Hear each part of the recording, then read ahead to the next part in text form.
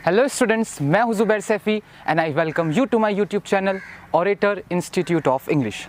जैसा आप जानते हैं कि विलियम वर्ड्सवर्थ को कहा जाता है द पोएट ऑफ नेचर, और आज नेचर के बीच से ही मैं आपके लिए नरेट करूंगा एक पोएम जिसका नाम है डैफोडिल्स।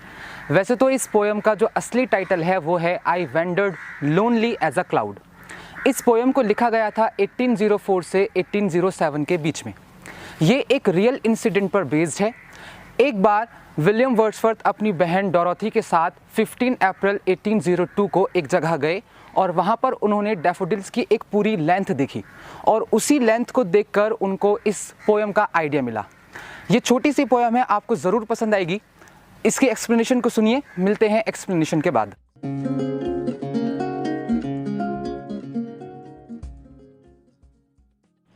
ये जो पोएम है डैफोडिल्स, ये पोएम कुछ इस तरह से है कि आपका पोएट एक बार बहुत ज़्यादा दुखी था और वो बेमन से एक वैली, एक घाटी के पास से गुज़र रहा था और अचानक से उन्होंने नोटिस किया कि बहुत सारे थाउजेंड्स एंड थाउजेंड्स डैफोडिल्स जो हैं वो हवाओं में झूल रहे हैं, हवा के झोंकों से हिल रहे हैं।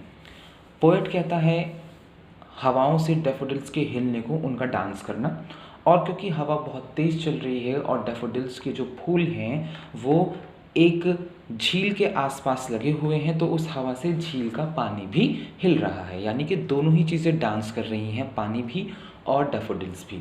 लेकिन डैफोडिल्स ज़्यादा बेहतर डांस कर रहे हैं। इन डैफोडिल्स को देखकर अचानक से पोएट का जो दर्द था, जो सैडनेस थी, वो दूर हो गई। और अब आपका पोएट आपसे चाहता है कि वो कहता है कि मैं आपका दर्द तो दूर नहीं कर सकता, ना मैं ये दावा कर सकता हूँ कि आपका दर्द किस तरह से दूर हो सकता है, लेकिन वो कहता है कि जो फूल हैं, जो फ्लावर्स हैं, वो आपके दर्द को कम करने में मदद करते हैं। पोएट कहता है कि जब कभी भी, यानी इस सीन से निकलने के बाद भी, इन फ्यूचर जब कभी भी वो दुखी होता था तो वो क्या करता था, इन नाचते हुए डैफोडिल्स की इमेजरी, सीनरी को अपने माइंड में ले आता था और उसका दर्द, जो दुख था, वो तुरंत वहाँ से गायब हो जाता था उसके मन से। ये बिल्कुल इस तरह से है कि आप जब बहुत दुखी हो लेकिन आपको अपने बचपन का कोई किस्सा या कोई भी ऐसी बात याद आ जाती है जो थोड़े वक्त के लिए आपके उस दर्द को कम कर देती है। तो क्योंकि हम जानते हैं कि विलियम वर्ड्सवर्थ को जो कुछ भी चाहिए होता है वो नेचर से चाहिए होता है, तो नेचर ही उनकी वो मर्ज़ की दवा है जो उनको सैडनेस से निकालती है। अब हम इसको लाइन टू लाइन पढ़ेंगे डैफोडिल्स को, तो सुनिए। लाइन टू लाइन पढ़ने से पहले आपको दो बातें मैं बता देता हूँ। पहली बात तो ये है कि इस पर्टिकुलर पोएम में 6 लाइन के 4 स्टांजाज हैं और हर स्टांजा की जो राइम स्कीम है वो है ABABCC। चलिए अब लाइन टू लाइन चलते हैं।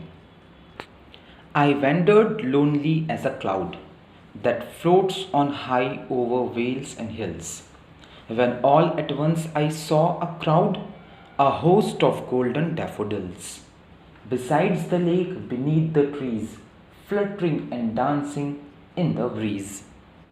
पोएट कह रहे हैं कि मैं टहल रहा था, भटक रहा था अकेला, एज अ क्लाउड, जैसे अकेला कोई बादल भटक रहा होता है, दैट फ्लोट्स, और जो फ्लोट कर रहा होता है, ऑन हाई, बहुत ऊंचाई पर, ओवर वेल्स एंड हिल्स, किसी पहाड़ी या किसी घाटी के ऊपर, जैसे कोई बादल किसी पहाड़ी या घाटी पर बेफालतू में बिना किसी पर्पस के फ्लोट कर रहा होता है, भटक रहा होता है, इसी तरह मैं अकेला भटक रहा था।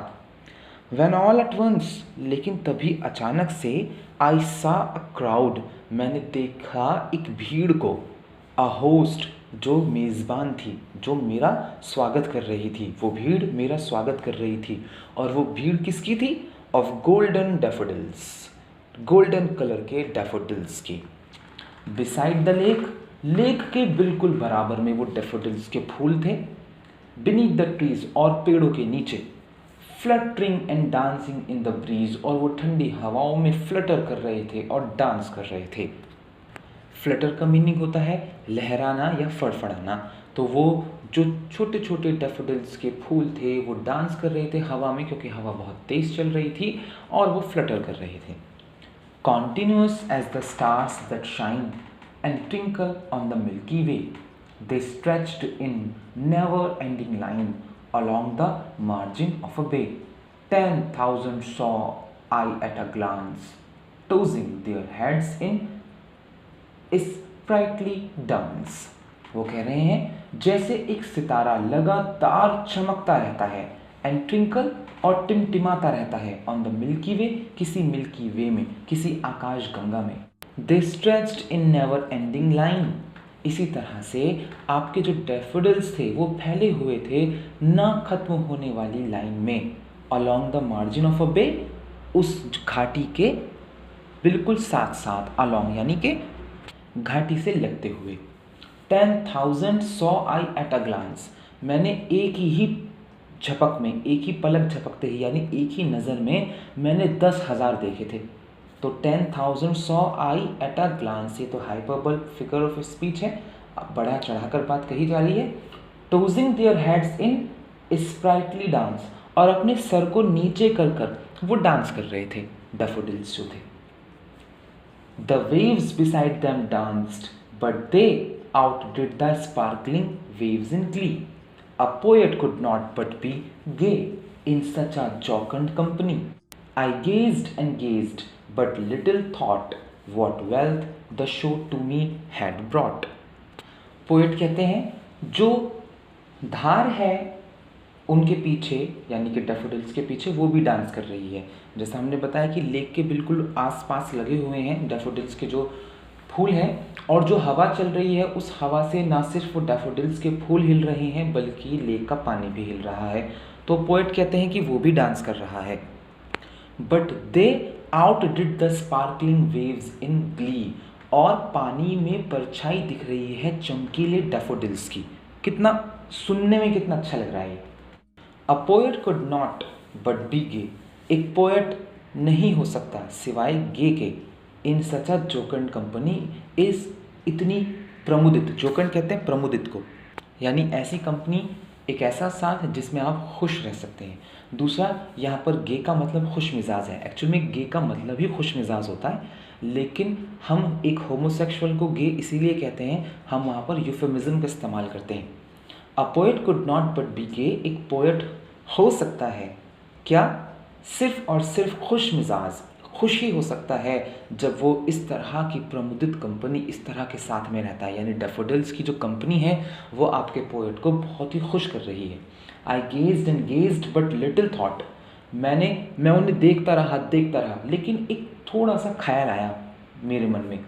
What wealth the show to me had brought. ये किस तरह की वेल्थ है, ये किस तरह का धन था, ये किस तरह की संपदा थी जो मुझे दी गई है, जो मेरे पास लाई गई है जब मैंने इन डैफोडिल्स को देखा.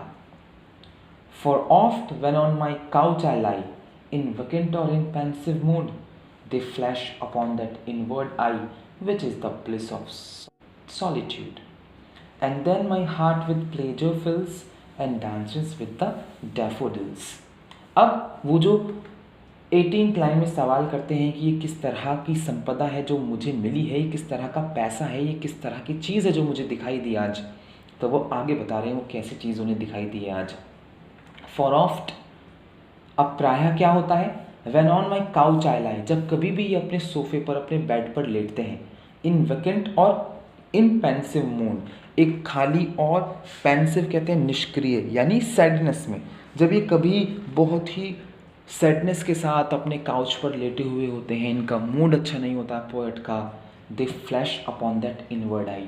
तभी अचानक से डैफोडिल्स की ये खूबसूरत मंजर जो उन्होंने वैली में देखा था वो उनकी आंखों के सामने आ जाता है. Which is the bliss of solitude. और अकेलेपन में ये उनके लिए एक वरदान की तरह काम करता है.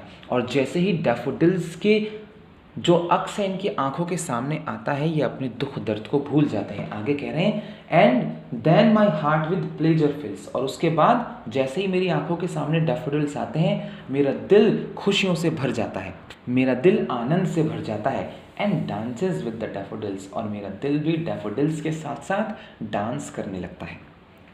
तो अब अगर हम इसे समराइज़ करें तो सिंपल सी बात यह है कि आपका जो पोएट है वो चाहता है कि आप नेचर के पास जाएं और नेचर आपकी मदद करेगी आपकी सैडनेस को भुलाने में. आई होप आपको एक्सप्लेनेशन समझ में आ गई होगी। मिलते हैं नेक्स्ट वीडियो में, तब तक के लिए बाय बाय। 4 काम ज़रूर करिएगा, लाइक, कमेंट, शेयर और सब्सक्राइब। चैनल को सब्सक्राइब करना मत भूलिएगा। बाय।